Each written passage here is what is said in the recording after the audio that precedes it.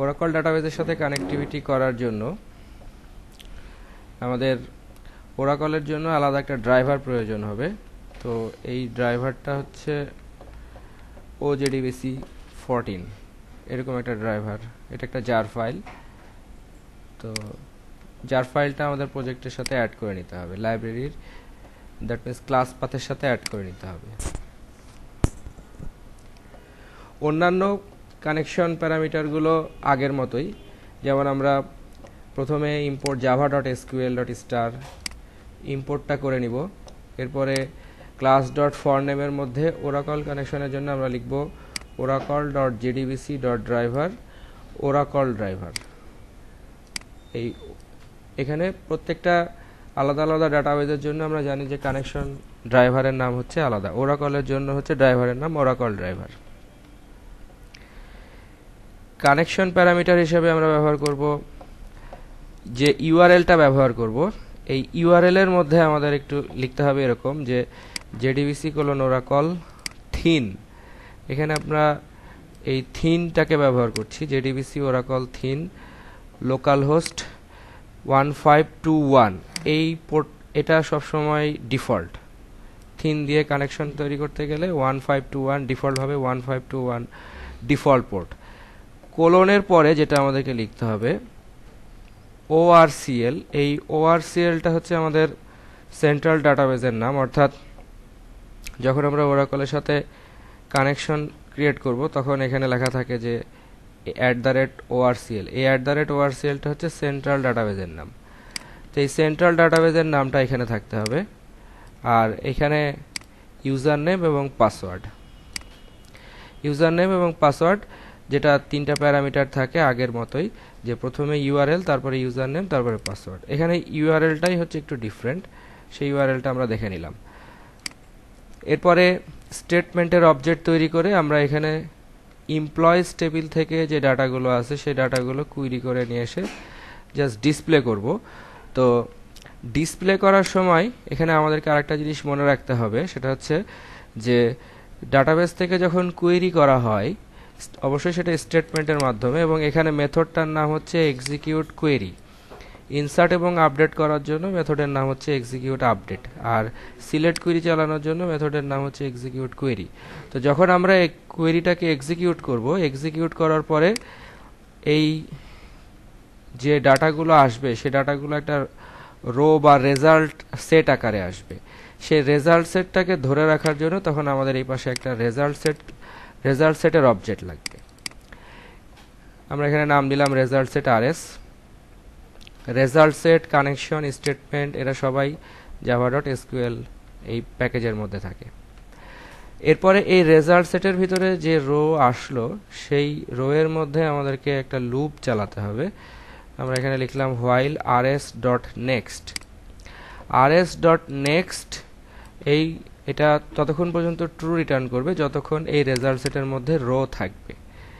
এরপরে এই রেজাল্ট সেটের মধ্যে থেকে রো এর মধ্যে কলামের ভ্যালুগুলোকে পাওয়ার জন্য আমরা ব্যবহার করব হচ্ছে rs.get।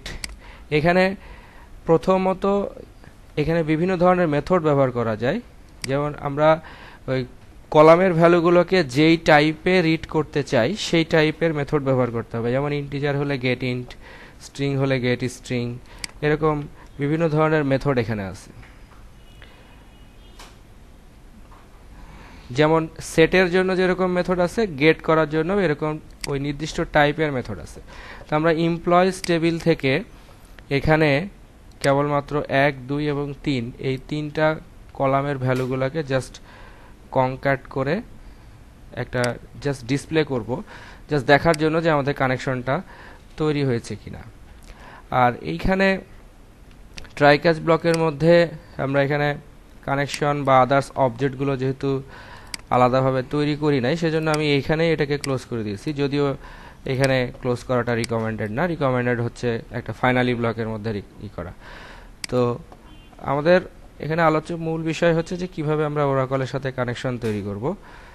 তো তাহলে আমরা দেখে নিলাম যে কিভাবে ড্রাইভার এবং কানেকশন প্যারামিটারগুলো লিখতে হয়। এখন আমরা এখানে আমাদের যে জার ফাইলটা দরকার ছিল সেই জার ফাইলটা লাইব্রেরির মধ্যে অ্যাড করতে হবে।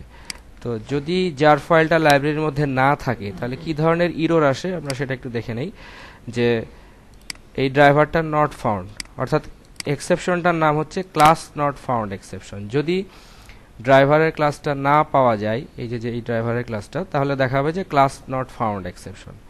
তাহলে এখন আমাদেরকে এই জার ফাইলটা অ্যাড করতে হবে।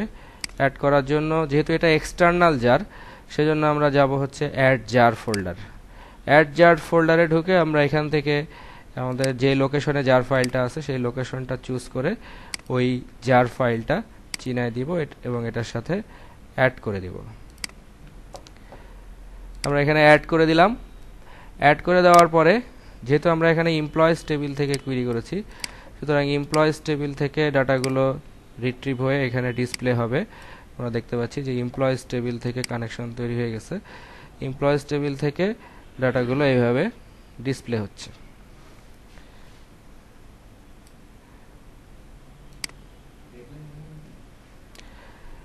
তো এই সেম জিনিসটা যদি আমরা সিলেক্ট স্টার ফ্রম এমপ্লয়িজ, এটা যদি আমরা আমাদের এখানে আইএসকিউএল প্লাসের মধ্যে এক্সিকিউট করি, তাহলে আমরা দেখতে পাবো যে এটাও এরকম ডাটাগুলো এখানে আছে। তো এটা আমরা সিলেক্ট কুইরির জন্য দেখলাম। এরকমভাবে আমরা এখন যদি কোনো ইনসার্ট কুইরি করতে চাই, তাহলে আমরা এখানে একটা কানেকশন ক্লোজ করার আগে আমরা এখানে সিলেক্ট কুইরি করার আগে এখানে আমরা একটা স্টেটমেন্ট ডট এক্সিকিউট, আমি একটা ইনসার্ট কুইরি চালাবো, এক্সিকিউট আপডেট। আমি এখানে জাস্ট এক্সাম্পল দেখাচ্ছি, সেই কারণে আমাদের এখানে একটা টেস্ট নামক একটা টেবিল তৈরি করা আছে। আমরা এখানে টেস্ট নামক যে টেবিলটা আছে সেই টেবিলে বাই ডিফল্ট এখনো কোনো ডাটা এন্ট্রি করা হয় নাই। তো আমরা টেস্ট টেবিলের মধ্যে একটা ডাটা এন্ট্রি করব, সেই জন্য আমরা এখানে একটা কুইরি চালাই যে ইনসার্ট ইনটু টেস্ট। টেস্টের মধ্যে যেহেতু সব কলামেই আমার ডাটা এন্ট্রি করতে হবে, সেজন্য আমি আর কলামের নাম আলাদাভাবে লিখলাম না। ভ্যালুজের ভিতরে প্রথম ইয়েটা ছিল ইন্টিজার, সুতরাং আমি এখানে দিলাম 1। এর পরেরটা আমাদের আসলে নেম আছে এবং অ্যাড্রেস আছে, তো আমি আসলে নেম ফিল্ডের ভিতরে কিছু একটা এন্ট্রি দিব এবং অ্যাড্রেস ফিল্ডের ভিতরে কিছু একটা এন্ট্রি দিব। সেকেন্ড টাইম আমরা এটাকে আবার রান করি। রান করলে এখানে যেহেতু এই ইনসার্টটার জন্য আমরা কোনো মেসেজ দিই নাই, তো আমরা এখানে কুইরিটা করে দেখি যে এখানে ডাটাটা ইনসার্ট হয়েছে কিনা। আমরা এখানে দেখতে পাচ্ছি যে টেস্ট টেবিলের ভিতরে এখন এই ডাটাটা ইনসার্ট হয়েছে। তাহলে আমরা ওরাকল ডাটাবেজের সাথে কানেকশন তৈরি করে এভাবে ডাটা ইনসার্ট করতে পারি এবং ডাটা এইভাবে সিলেক্ট কুইরি চালাতে পারি, অর্থাৎ অন্যান্য যাবতীয় যে সমস্ত যত অপারেশন আছে ইনসার্ট, আপডেট, ডিলিট সবকিছুই আমরা এখন ওরাকল ডাটাবেজের সাথে এইভাবে কানেকশন তৈরি করে করতে পারি।